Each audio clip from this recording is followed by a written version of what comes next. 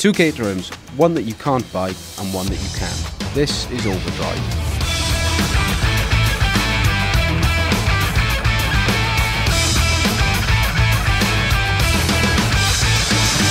To celebrate the 40th anniversary of the Caterham 7, Donington-based dealer Booker Track has created the 420R Donington edition. This is a very limited edition with only 10 cars being built, each named after a corner of the famous racing circuit. Modifications include a 6-speed sequential gearbox, uprated nose cone, a dashboard from the 620S, bespoke suspension and a track bias setup. Power comes from a 2-litre Ford engine making 210 horsepower. Out on the track, all those changes make perfect sense. If you've never driven one before, I know a producer hasn't, the 6-speed sequential gearbox takes a little bit of getting used to, but once mastered, delivers quick gear changes, flat on the way up, with clutch on the way down. The suspension really suits the high-speed curves of Donington, whilst the engine proves itself to be more than powerful enough to deal with the hills. In fact, there's only one problem with the Donington edition. All 10 of them have already been purchased. No surprise for what must be one of the best track day Caterhams ever.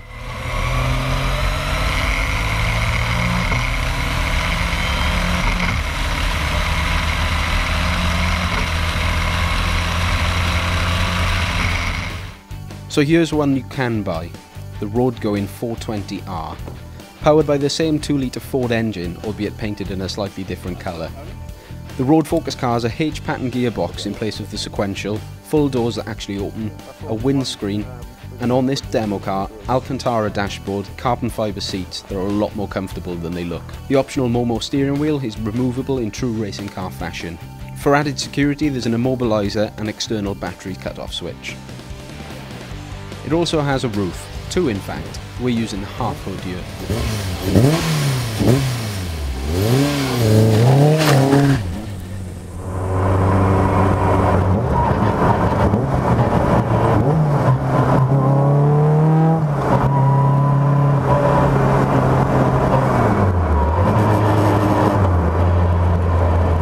So as we mentioned, that power, with the power comes the noise and the vibrations, and when you're strapped in this seatbelt on this seat, you feel a part of the car, and when you've got that noise as a soundtrack, it's awesome.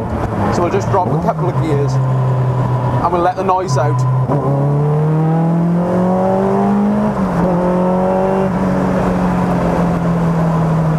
And that's all within legal speed limits.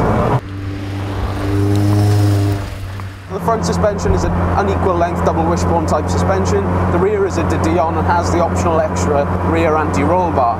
It's Bilstein spring and dampers, front and rear, and makes for something which is handling like a go-kart. One thing I am surprised in is how well this car rides. So that's probably a testament to Bilstein for the suspension and Caterham to integrate it. It feels quite civilised and smooth. You can tell it's soaking up the bumps because I can see the wheel going up and down. That was a big bump, but well ironed out. So this one really does follow the ethos that Colin Chapman set out all those years ago. So taking away all of the creature comforts to give you the best driving experience you could possibly get. And like many things, he was right.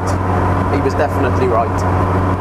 So I mentioned there were no creature comforts in this. There's nothing behind the scenes either. There's no anti-lock braking, there's no traction control, there's no launch control. Everything is left to the driver. So yeah, like I said, adding to that driver's experience that Colin Chapman had that vision for back in the 1950s. Sheep.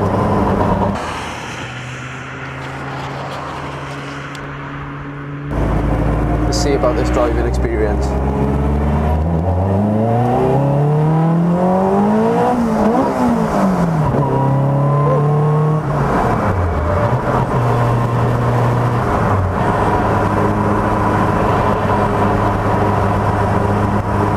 It's such a cool sensation being able to drive a car, look forward, but you can see the suspension reacting to all the bumps. So the Bilstein suspension, they're really soaking up the creases of the road and giving you the best feel.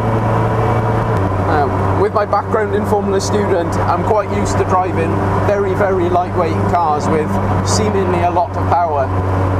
So having something with 210 horsepower but weighing half a ton plus me, yeah, yeah, something I'm sort of used to, but not on the roads. So yeah, it's going to make for a hell of an experience today. So yeah, in terms of how the car drives, I wish I'd worn some slightly thinner shoes because the cockpit is really quite small. The pedal box is nicely bunched up, feels very racery, very secure in this cockpit. If you are slightly bigger and you need a bigger car, you can get the SV chassis, which is a little bit wider, a little bit longer, but we haven't got that because myself or the producer / director, we haven't quite got the leg length to be able to pull that off. But in terms of everything else, the steering wheel feels lovely. A 10-inch Momo steering wheel with the dash, the shift lights above it. The gearbox, nice short throw. It takes a little bit of getting used to, but that's typical of a car like this. But the 6-speed gearbox feels really nice, very good. Cruises nicely and is nicely spaced. So for instance, I'm cruising now at 30 miles an hour. And it's doing about 2,000 RPM. So it's not overly loud, it's not overly angry or vicious, but I know if I put my right foot down and I drop a couple of gears, yeah, then it becomes angry and scary. So yeah, getting used to the controls in a cockpit as small as this is quite cool, actually. It's quite a nice experience. So little things like you've got these really nice little switches over here for the headlights, 2-step switches for the wipers and things like that. I really like the indicators. It's just a switch that goes left, right and centres. Doesn't auto-centre, doesn't do anything, so it's taking, again, it's giving you absolutely everything if you a driving experience. The car does nothing.